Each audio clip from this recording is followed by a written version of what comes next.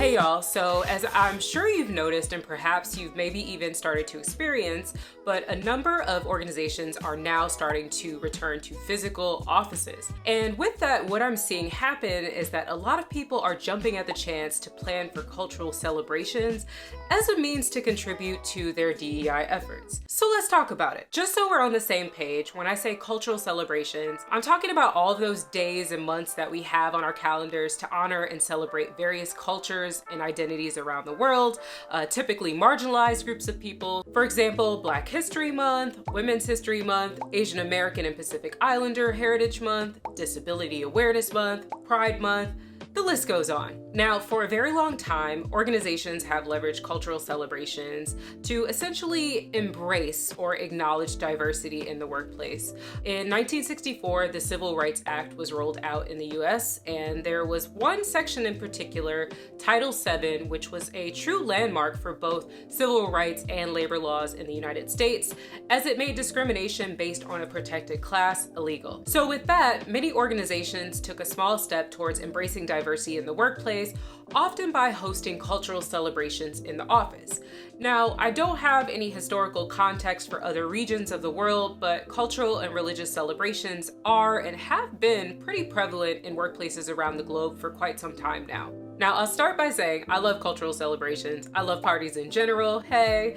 But what I often find is that organizations just rely too heavily on these events because they're sort of just like low-hanging fruit, right? They're easy, they generally don't require much effort on behalf of the leaders or stakeholders or decision makers. And although often performative, they do, kind of show some acknowledgement of underrepresented individuals.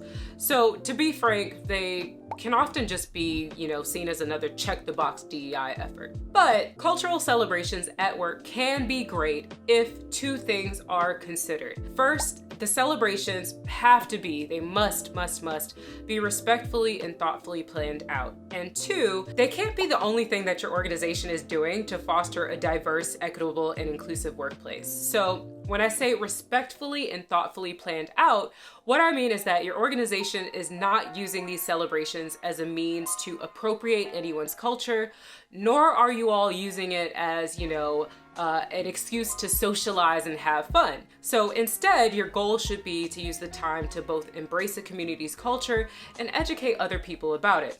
So for example, Cinco de Mayo is coming up, and you shouldn't be ordering tacos and margaritas for your entire workforce to celebrate the holiday. Just don't do it. Which, by the way, is not Mexican Independence Day that comes later in September.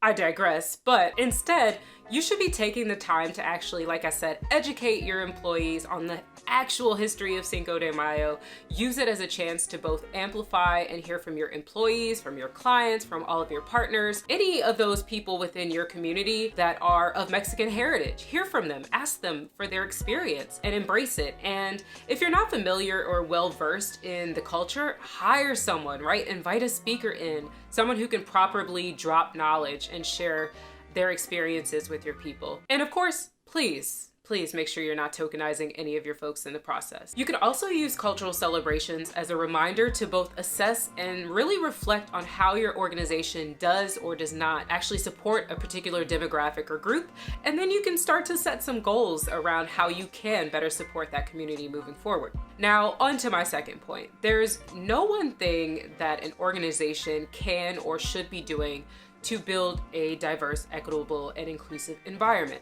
Several efforts must be running concurrently at any given time if you want to see real change. As for newer organizations, those that are just forming or starting out, there shouldn't even be a need for a separate strategy, right? That's what we're talking about when we say DEI can be additive or performative. Instead, you should be thinking about and incorporating DEI best practices into all aspects of your business from day one. Like I said, cultural celebrations at work can serve as an additional way to expose people to and educate them on histories and cultures that they may not otherwise seek out on their own, which of course further develops that skill of cultural competence, which is one of the key elements of fostering inclusive teams and workplaces.